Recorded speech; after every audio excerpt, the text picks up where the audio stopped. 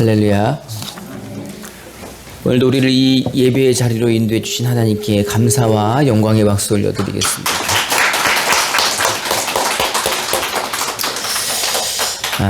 이번 주부터 코로나19 방역 단계가 높아졌죠.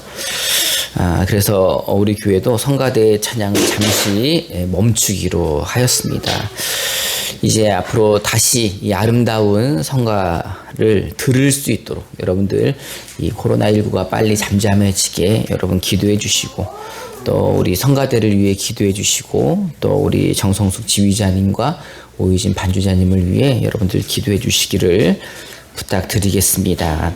또 특별히 이제 내일은 우리 육종암 수술 후에 지금 평기성 성도님께서 이제 내일 척추로 전이된 암을 수술을 하신다고 합니다. 그래서 여러분들 기억나실 때마다 기도해 주셔서 잘 치료받고 돌아올 수 있도록 기도해 주시고, 또 이번 주 목요일은 또 우리 고3인 이사야 학생이 수능을 치르러 갑니다.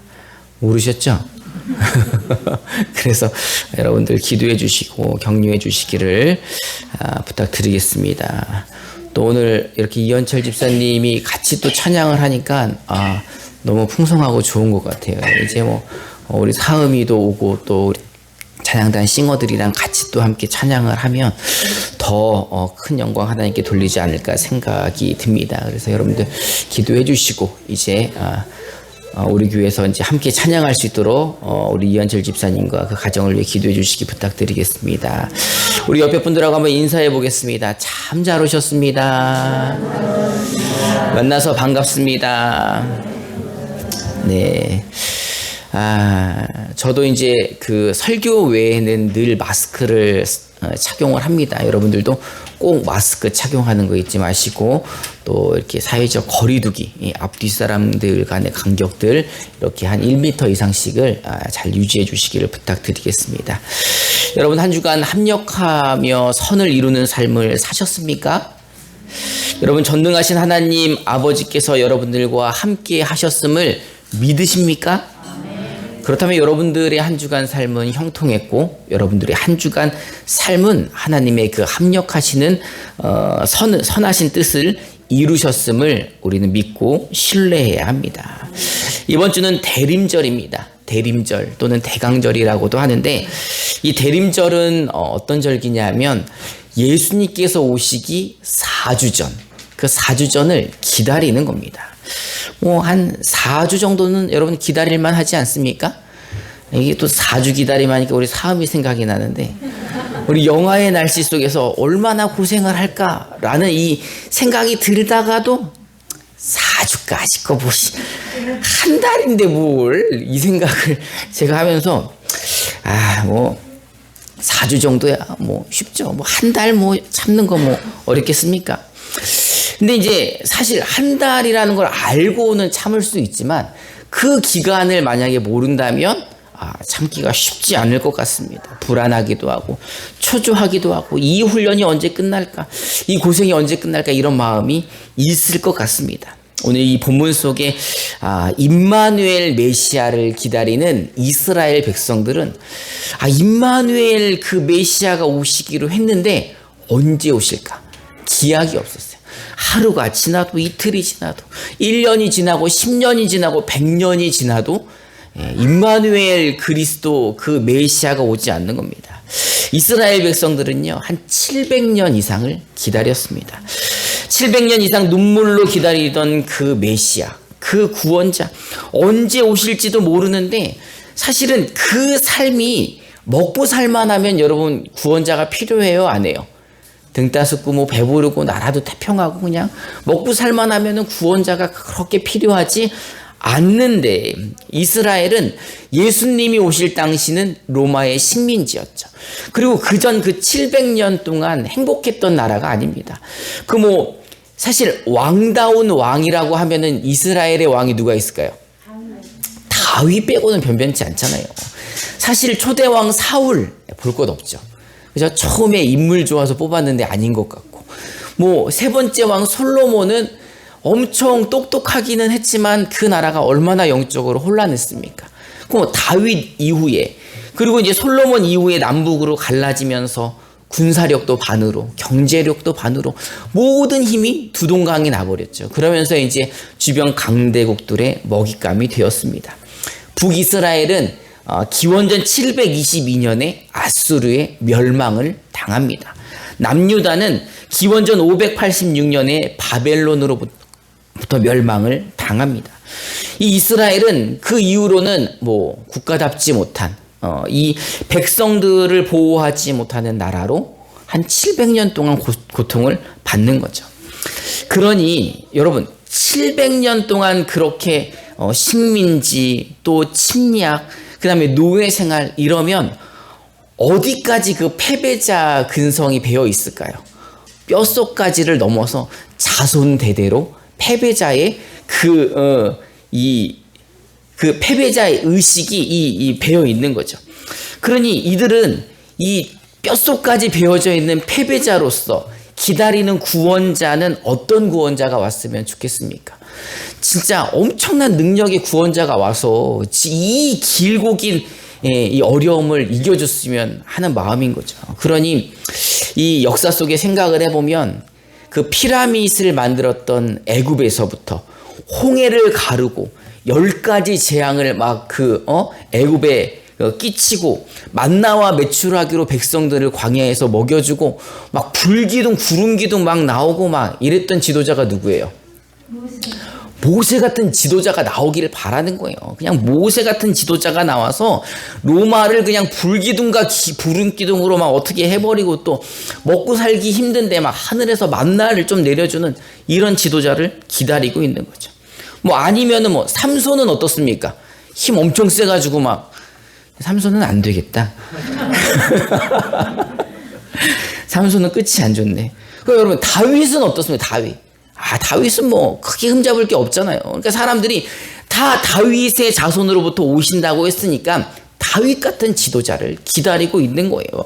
그냥 뭐 벌써 알잖아요. 중학교 때부터 골리앗을 막 때려잡고 뭐 사울이 죽이려고 했는데도 잘 참고 견디고 하나님이 사랑하는 이 다윗과 같은 지도자가 나타나서 자신들을 구원해 주기를 바라고 있는 겁니다. 그래서 이스라엘 사람들에게 임마누엘 그 메시아는 바로 다윗 같은 구원자였던 거죠. 그런데 하나님께서 이스라엘에게 어떤 메시아를 보내주십니까? 마태복음 1장 21절부터 23절을 우리말 성경으로 개역개정으로 한번 읽어봅시다. 시작. 아들을 낳으리니 이름을 예수라 하라. 이는 누가 자기 백성을 그들의 죄에서 구원할 자이시니라 하니라. 이 모든 일이 된 것은 주께서 선지자로 하신 말씀을 이루려 하심이니 이르시되 보라 처녀가 잉태하여 아들을 낳을 것이요 그의 이름은 임마누엘이라 하리라 하셨으니 이를 번역한즉 하나님이 우리와 함께 계시다 합니다. 아멘. 하나님이 그 아들 예수를 그리스도로 메시아로 보내주셨는데 그가 태어난 집이 어떤 집입니까? 그 아버지 요셉이 뭐 하는 사람이에요? 아버지 뭐 하시니? 이 나라는 목축을 하는 나라, 양떼를 키워서 그렇게 양으로 하는 사업이 번창한 나라, 또는 아니면 이제 농사를 짓거나 이런 나라인데 나무를 다루는 목수. 그럼 이 나라가 나무가 많이 나는 나라입니까? 아니 거의 광야고 막 사막이고 막 이런데 아주 특별한 기술을 가진 목수라는 것은 뭘 뜻하는 거야? 특별히 가난하다. 먹고 살 게 없다. 땅 쪼가리 하나 없고 양 한 마리 없어가지고 그냥 뭐 할 일이 없어서 그나마 있는 나무 가져다가 하는 목수. 굉장히 가난하다는 이야기를 하는 거죠. 그냥 가난한 것뿐만이 아니에요. 태어날 때부터 남다르죠. 어디서 태어났습니까? 마구간 왕실에서 태어날 줄 알고 동방박사들이 그 예루살렘 궁전을 찾아갔는데 마구간에서 태어났어요. 그 말구유에서 아무에게도 축복받지 못하고 그 축복하러 온 사람들이 뭐 동방박사들 선물을 좋은 거 갖고 오셨네. 그 뭐 저들 밖에 있던 목자들 그냥 하나님이 보낸 사람들 아니고서는 아무도 그들을 축복해 주지 않는 그런 메시아였죠. 근데 그 메시아의 외모는 어땠을까요? 우리 이사야 53장 2절부터 3절을 우리말 성경으로 한번 읽어봅시다. 시작. 그는 주 앞에서 마치 새싹과 같이 마른 땅을 뚫고 나온 싹과 같이 자라난다. 그는 수려한 풍채도 없고 화려한 이름도 없으니 우리가 보기에 볼품이 없었다. 그는 사람들에게 멸시를 당하고 버림을 받았을 뿐 아니라 고통을 겪었고 언제나 병을 앓고 있었다. 사람들이 그를 보고서 얼굴을 가릴 만큼 그는 멸시를 당했으니 우리마저도 그를 무시해버렸다. 여러분, 메마른 땅을 뚫고 나온 새싹은 얼마나 연약할까요? 진짜 볼품이 없겠죠. 그 수려한 풍채도 없고 화려한 위엄도 없고, 사실 우리가 알고 있던 그 외국 배우와 같은 예수님이 아니었다는 거예요. 사람들이 보았을 때 어때요? 그 얼굴을 보고 나서는 뭘 가려요? 아유 안 본 내 눈은 삽니다. 이런 거 아니에요? 그냥 볼 때마다 얼굴에 뭐가 있어요? 무시를 달고 사는 거죠. 그래서 사람들이 그를 볼 때마다 무시하고 멸시하고, 우리마저도 그를 무시해버렸다, 이렇게 성경에 나와 있는 거죠. 이스라엘 사람들이 어떤 왕을 기대했다고요? 다윗과 같은 왕을 기대했어요. 어려서부터 싹이 남다른 다윗 같은 왕. 그냥 노래도 잘하고 수금도 잘 타고 하나님으로부터 사랑받고 온 국민의 그 칭호를 받으며 사울은 천천 다윗은 만만, 이런 유행가를 했던 그런 다윗과 같은 사람들을, 다윗과 같은 메시아를 기다렸는데, 사실 그 메시아가 온 그 집안과 메시아의 가정을 보니까 더 그지야. 우리보다 더 가난하고 나보다 더 못생겼고, 아니 나보다 힘이 더 없는 진짜 메마른 땅에 나온 새싹 같은 그런 사람이 아니 어떻게 우리를 로마로부터 구원해 주지? 그러고 보니까 사람이 정치적이지도 않고 무슨 경제관념이 있는 것도 아니고, 지금 5,000명 모였는데 뭐 갖고 오래? 보리떡 5개와 물고기 2마리로 먹인다고 하고, 전쟁에도 관심이 없고 오직 하나님 말씀만 가지고 사는 그 메시아. 사실 이스라엘은 그런 메시아를 기다리지 않았어요. 그나마 병이나 좀 고쳐주고, 그냥 그 배나 좀 채워주고 죽은 사람을 살리는 기적들을 보이니까 그나마 좀 따라다녔는데, 결국은 이스라엘은 이 임마누엘 메시아를 어떻게 했습니까? 십자가에 못 박여 죽게 만들지 않았습니까? 마태복음 27장 27절부터 31절을 우리말 성경으로 한번 읽어봅시다. 시작. 총독의 군인들이 예수를 총독관으로 보거나 총독의 모든 군대가 예수를 둘러쌌습니다. 그들은 예수의 옷을 벗기고 자기의 옷을 입혔습니다. 또 바지로 관을 엮어서 예수의 머리에 씌우고 주 오른손에 갈대를 들게 했습니다. 그리고 그 앞에 무릎을 꿇고 기도하며 말했습니다. 유대 사람의 왕 만세. 그들은 예수께 침을 뱉고 갈대를 빼앗아 머리를 때렸습니다. 이렇게 행동하고 나서 군인들은 자기의 옷을 벗기고 예수의 옷을 도로 입혔습니다. 그리고는 십자가에 못 박기 위해 예수를 끌고 나갔습니다. 지금 이 이야기가 뭐예요? 메시아로 오신, 그리스도로 오신 그 예수를 이제 사람들이 희롱하는 겁니다. 이제 보니까 볼 것 없는 사람이고 볼품 없는 사람이니까 얼마나 약 올리고 괴롭히기 좋습니까? 유대 사람의 왕 만세. 이게 뭐예요? 지금 그 희롱하는 거. 너 진짜 왕이냐? 이렇게 하고 침 뱉고 갈대를 뺏어서 때리고, 응? 예수님은요, 군중들을 두려워하는 빌라도에 의해 사형 선고를 받습니다. 그리고 그 유대 군중들한테 내어주고 결국은 골고다 언덕 위의 십자가에서 죽음을 당하게 되십니다. 이제 이 대림절을 맞이하여 여러분들은 어떤 메시아를 기대하고 계십니까? 혹시 여러분들도 홍해를 가르고 만나와 메추라기로 우리에게 일용할 양식을 주실 그런 모세와 같은 메시아를 기다리고 계시지는 않습니까? 아니면 여러분들도 다윗과 같은 그런 훌륭한 태평성국을 이루어줄 메시아를 기대하고 계시지는 않습니까? 혹시 여러분 안에 계신 임마누엘 성령님께서 여러분들이 지금 가지고 있는 상황과 그 문제를 해결해 주시지 않으셔서 여러분들 마음이 상하시거나 또는 화가 나신 것은 아닙니까? 혹시 여러분들도 하늘의 신령한 복보다 이 땅 가운데 있는 물질의 축복을 더 바라고 계시지는 않습니까? 아니면 아직도 먹고 사는 문제를 가지고 근심하고 걱정하고 염려하고 주님이 우리와 함께 하신다는 사실도 잊고 계신 것은 아닙니까? 여러분들이 지금까지 어떤 메시아를 기대하고 계셨습니까? 정말 물질의 축복을 주신 메시아를 기대하고 계셨습니까? 아니면 모든 질병 가운데 여러분들을 고쳐주시고 죽은 자도 살리시는 그런 예수를 기대하고 계셨습니까? 여러분, 우리 주 예수 그리스도는 우리에게 그보다 더 큰 은혜를 허락해 주시고 베풀어 주신 분입니다. 이사야 1장 4절부터 7절을 우리말 성경으로 한번 읽어봅시다. 시작. 그러나 사실 그가 짊어진 병은 우리의 병이었고 그가 짊어진 아픔은 우리의 아픔이었다. 그럼에도 우리는 그가 맞을 짓을 해서 하나님께서 그를 때리시고 고난을 주신다고 생각했다. 그러나 사실은 우리의 허물이 그를 찔렀고 우리의 악함이 그를 짓누르겠다. 그가 침망을 맞아서 우리가 평화를 누리고 그가 배를 맞아서 우리의 병이 나은 것이다. 우리는 모두 양처럼 길을 잃고 제각각 자기 길로 흩어져 가버렸지만 여호와께서는 우리 모두의 죄악을 그에게 지우시고 그를 공격하셨다. 그는 학대를 받고 괴롭힘을 당했지만 이유를 제하였다. 마치 도살장으로 끌려가는 어린 양처럼 마치 털을 깎이는 잠잠한 어린 양처럼 그는 이를 이루지 않았다. 아멘. 예수님이 채찍에 맞으시고 고난을 받으신 것은 누구 때문입니까?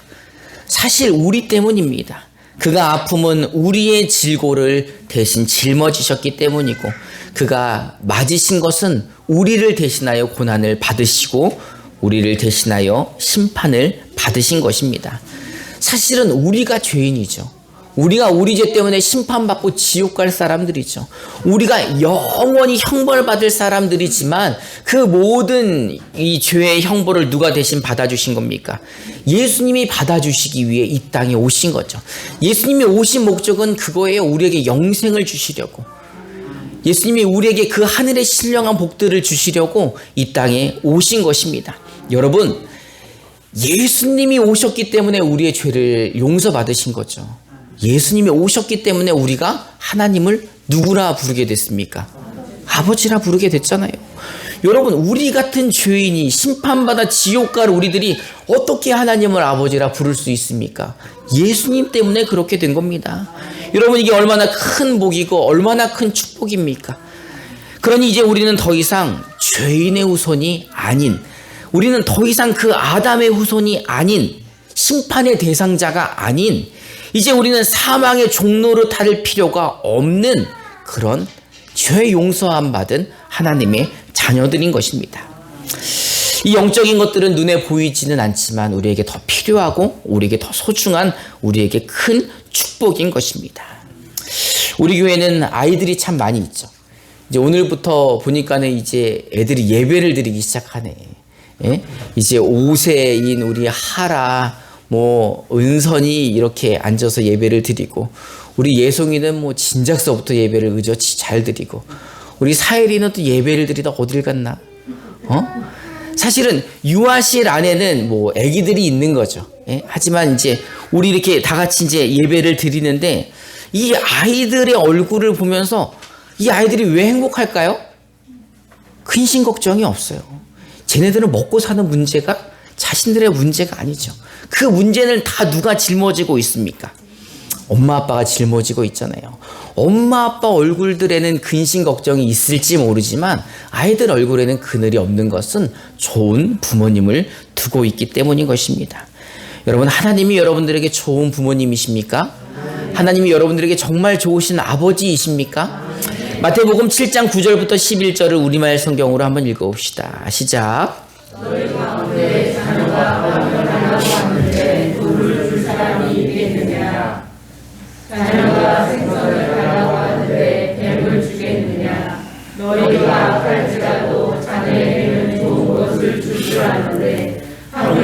하늘에 계신 너희 아버지께서 구하는 사람에게 좋은 것을 주시지 않겠느냐. 아멘. 여러분 정말 하나님께서 여러분들의 아버지이십니까? 여러분 그 하나님 아버지께서 여러분들에게 좋은 것을 주시는 줄 믿으십니까? 그런데 왜 걱정하십니까? 왜 염려하시고 왜 우리가 근심 걱정과 두려움에 사로잡혀서 왜 먹고 사는 문제 때문에 우리가 고민하고 근심하십니까? 여러분 그러는 것은 누구를 무시하는 거예요? 아버지를 무시하는 거죠. 그 하나님이 우리를 얼마나 사랑하십니까? 그 아들 예수를 십자가에 못 박아 죽게 할 정도로, 그래서 우리를 자녀 삼으실 정도로 우리를 사랑하시고 우리를 귀하게 여기십니다. 그 임마누엘의 하나님이 지금 어디 계십니까? 우리와 함께 계시죠. 여러분 믿으십니까? 제가 지난주 손흥민 선수 얘기했잖아요. 손흥민 선수가 우리 팀이면 축구에서, 동네 축구에서는 우리가 이기죠. 하나님이 여러분 편이고 하나님이 여러분의 아버지이신데 누가 감히 여러분들을 건드립니까? 그 하나님이 함께 하시고 인도하시는데 여러분들의 가는 길이 형통인 거죠. 여러분 믿으십니까? 이제 우리 안에 있는 그 하나님을 믿으시기 바랍니다. 신뢰하시기 바랍니다. 그렇게 신뢰하신다면 이제 더 이상 근심 걱정은 하지 말아야죠. 이제 우리에게 주어진 모든 것들이 하나님이 나에게 주시는 거라고, 나에게 좋은 것을 주시는 거라고 믿으신다면 우리는 감사해야죠. 그래서 모든 일에 감사하라는 거죠. 그리고 모든 일에 있어서 기도하라는 거죠. 여러분 기도하라는 게 뭐예요? 누구에게 얘기하라는 거예요? 아버지에게 얘기하라는 거예요. 이놈아 아버지에게 얘기 좀 해.